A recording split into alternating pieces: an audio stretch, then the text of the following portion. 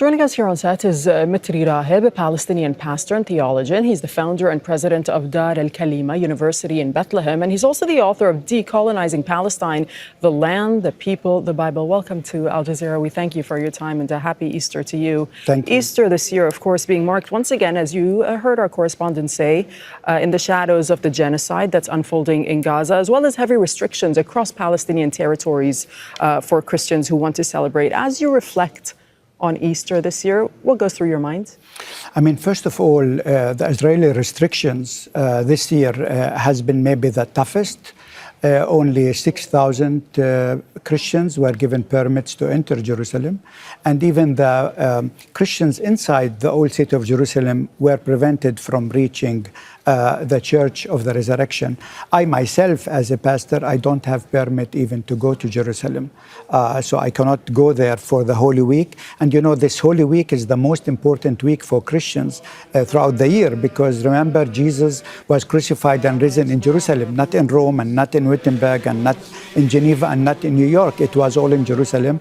And the Palestinian Christian community, the community that has been there for 2,000 years, cannot go to celebrate where all of these happened.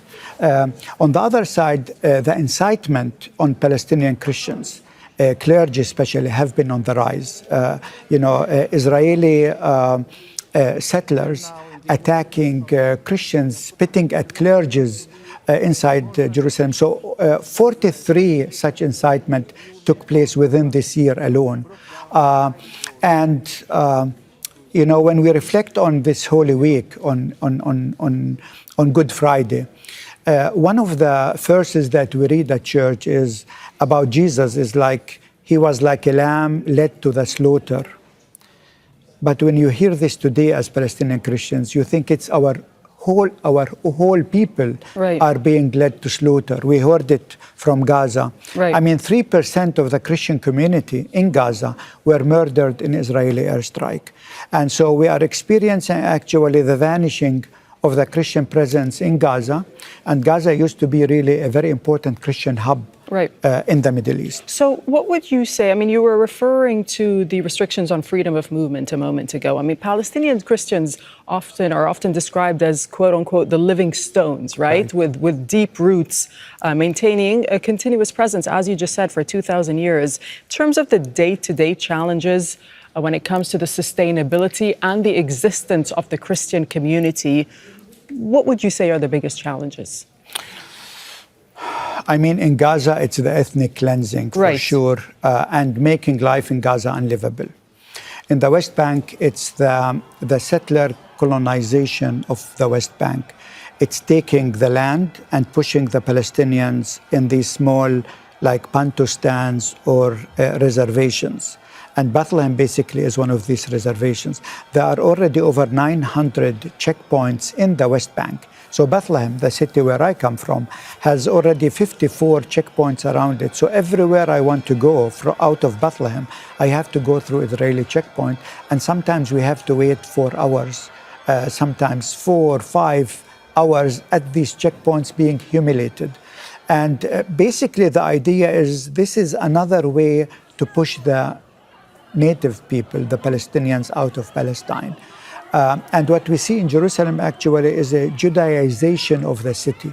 So last week, Jewish settlers, because of the Pesach, the Jewish holiday, were allowed in 10,000s to flood the old city, while Christians were prevented from reaching to the church. Even the nuncios, which is the Vatican ambassador, imagine, the Holy See ambassador was stopped, was prevented from entering to the old city. He had to stay there for several minutes until they let him in. The diplomats were humiliated at one of these checkpoints in the old city of Jerusalem. So we see actually how Israel wants to Judaize, to have Jerusalem just for one people and for one religion, basically pushing the Palestinians out and Christians and Muslims out of this very important city for our faith. Do you see it as the duty of all Christians around the world to speak up about the situation of course, in Gaza, as well as what's happening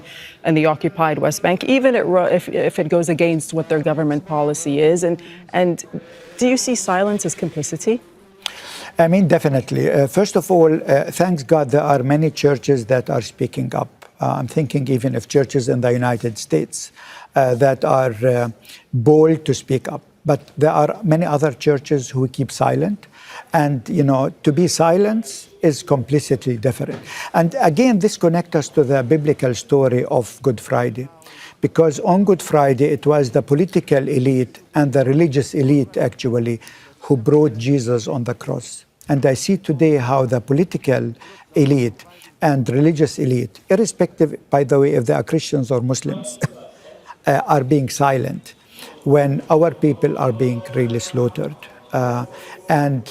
We continue to speak up because if there is a message of Easter Sunday, it's the disciples of Jesus getting power to go and proclaim, to go and speak up, and to proclaim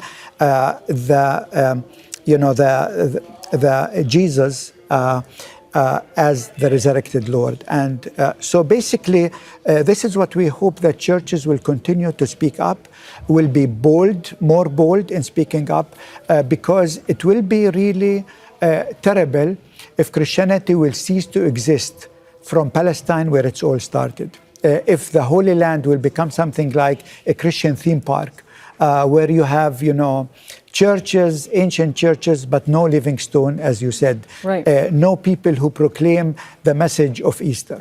Okay, Pastor Mitri Raheb, thank you so much for joining us here on Sat and Dow. We appreciate It's a pleasure your time. to Thank be you. with you.